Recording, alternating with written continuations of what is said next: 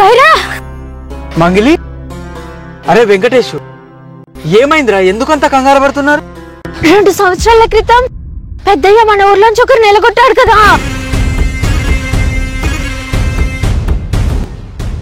సులోచన అది మళ్ళీ మన ఊర్లోకి వచ్చిందిరా.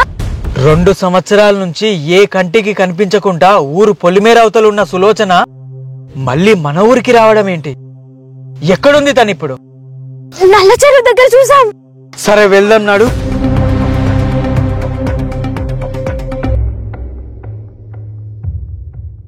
నిన్న ఈ ఊరు నుంచి వెలివేశాక మళ్ళీ ఎందుకు వచ్చావు? నేనేం కావాలని రాలేదు పెద్దయ్య, ఈ ఊరికి నా బాధని చెప్పుకొని పోదామని వచ్చిన. పెద్దయ్య, దీన్ని నమ్మకండి పెద్దయ్య. నీ బాధ వినడానికి ఇక్కడ ఎవరు ఖాళీగా లేరు, గాని ఈ ఊర్లో నుంచి వెళ్ళిపో. బైరా, నువ్వు ఉండు. సులోచన, ఏంటి నీ బాధ? నా బిడ్డంటే నాకు ప్రాణమయ్యా. పిల్లయ్యా చచ్చిపోయిందయ్యా. అయ్యో, ఎలా చనిపోయింది? 2 సంవత్సరాల క్రితం నన్ను ఈ ఊరు నుంచి వెలివేసిన తర్వాత ఎన్నో బాధలు పడ్డా. తినడానికి తిండి లేదు, ఉండడానికి ఇల్లు లేదు. ఆకలి బాధతో చచ్చిపోయిందయ్యా నా కూతురు. దీనంతటికి కారణం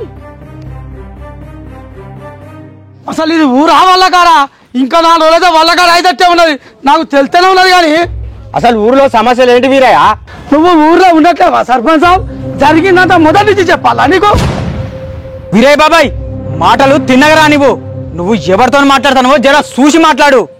నాలుక తెగుద్ది, జాగ్రత్త. ఏం బైరా, నీ నోరు బాగానే లేస్తుంది, జరా తగ్గించుకో. నువ్వు కూడా మా నాన్నతో మాట్లాడుతున్నావన్న విషయం జర యాదికుంచుకో. బైరా, గమ్మునుండు. అది కాదు పెద్దయ్య, సమస్య గురించి అడిగితే దాని గురించే మాట్లాడాలి, గాని ఏది పడుతుంది మాట్లాడతాడు ఈ వీరయ్య బాబాయ్. మాట్లాడతారా బాయ్? బరాబర్ మాట్లాడతా. ఇప్పుడు నాక నీ మాట్లాడకపోతే రేపు ఈ ఊర్లో మందలిద్దాం మన ఎవడొక్కడు కూడా ఉండడు. ఓ వీరయ్య, మన ఊరికంత దరిద్రం ఏం పట్టలేదు, కానీ ముందు నీ సోదాపి ఏం జరిగిందో చెప్పు. అక్కడికే వస్తాను సర్పంచ్ సాబ్. ఊళ్ళో ఎవరైనా గొడవ పెట్టుకుంటే మా అంటే వెళ్ళి పెట్టుకుంటారు. కానీ ఊళ్ళో ఒకరికొకడు చేతపాటు చేసుకునేది. చాతబడా? చాతబడేంది బాబాయ్? మజా కడతానవా? మజా కాయడానికి నేనేమన్నా నీ పెళ్లికి వచ్చినారా? పంచాయతీలో అసలు నిజం బయట పెడతానికి వచ్చినా. ఓ ఇరేమా, వెళ్ళి చెప్పరా అసలు అప్పటి నుంచి నస పెడతాను. నస కాదు, నాసా సైంటిస్టులు కూడా కనిపెట్టింది కనిపెట్టినా. అరే చక్రమణి, దాన్ని తీసుకురాలా?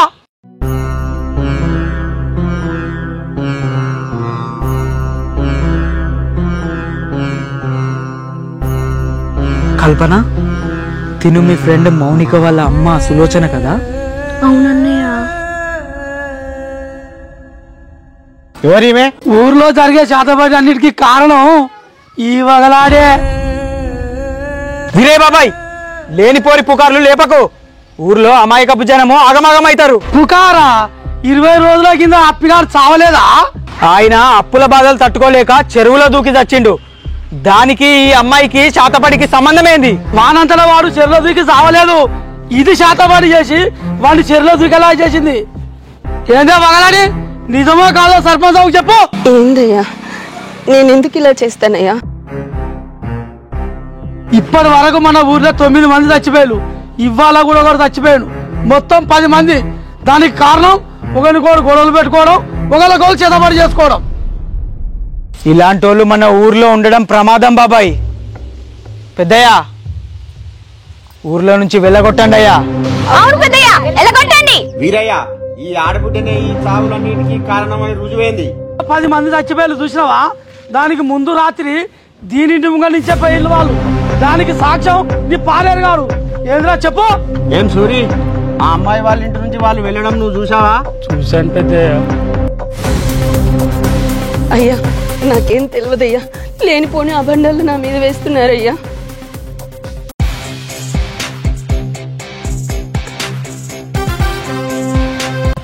ఊర్లో 10 మంది చనిపోయారు కదా, వాళ్ళ పోస్ట్ మార్టం రిపోర్ట్స్ వచ్చాయి. అందులో ఏం రాసిందో చదవండి ఎస్ఐ గారు, ప్రజలందరికీ తెలియాలి.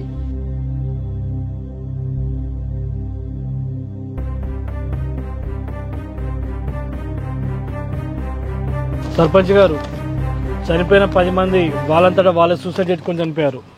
ఇందులో ఎవరి ప్రమేయం లేదు. అనవసరంగా లేనిపోని అబండాలు ఆ ఆడబిడ్డ మీద వేసినావు కదా వీరయ్య బాబాయ్.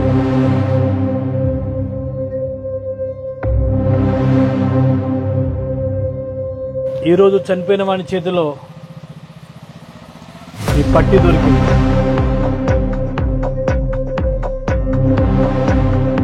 మరి ఆ పట్టి ఎవరిది? ఇన్వెస్టిగేషన్ వస్తుంది సర్పంచ్ గారు, త్వరలోనే పట్టుకుంటాం. అవసరం లేదు.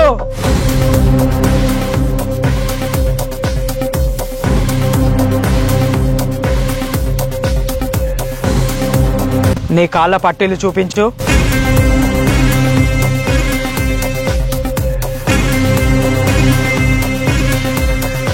చెప్పినా కదా 10 మందిని తప్పింది ఇవ్వగలడానే. సంపాడాలి.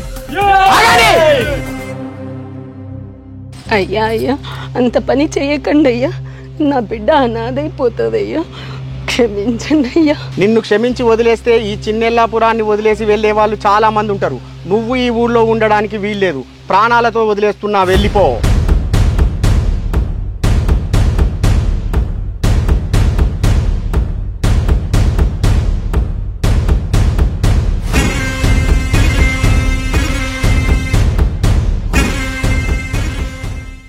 ఈ ఊరు మీరు మీ వల్లే చచ్చిపోయింది నా కూతురు.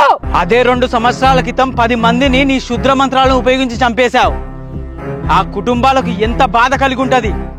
ఇప్పుడు నీ కూతురు చనిపోయిందని ఇంత బాధపడుతున్నావు కదా, ఆ కుటుంబాలు ఎంత బాధపడి ఉంటాయి. కాలం ప్రతి దానికి సమాధానం చెప్తుంది. దానికి నిదర్శనమే ఇప్పుడు నువ్వు పడుతున్న బాధ. నేను పడ్డ బాధ కంటే 10 రెట్లు ఎక్కువగా పడేటట్టు చేస్తా. ఈ ఊరిని సర్వనాశనం చేస్తా. పెద్దయ్యా, నువ్వు అనండయ్యా, నీ ఊర్లో నుంచి తరిమి తరిమి కొడతా. నువ్వేందిరా నన్ను తరిమి కొట్టేది? నా కూతురికి చావుకి కారణమైన ఈ ఊర్లో నేనే ఉండను. మీరు చేసిన ఈ పాపం ఊరికే పోదు.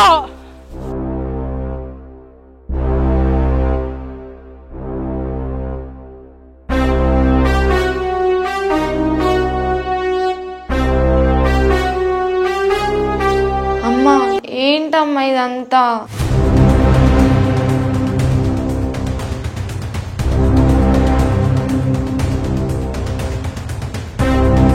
ఈ తాళపత్రంలో ఉన్న దాని ప్రకారం ఆ కాళీమాతకి నా రక్తం పంచుకొని పుట్టిన నిన్ను బలి ఇస్తే ఎవరూ ఎదిరించలేని శక్తులని ఇస్తాదట ఆ కాళీమాత.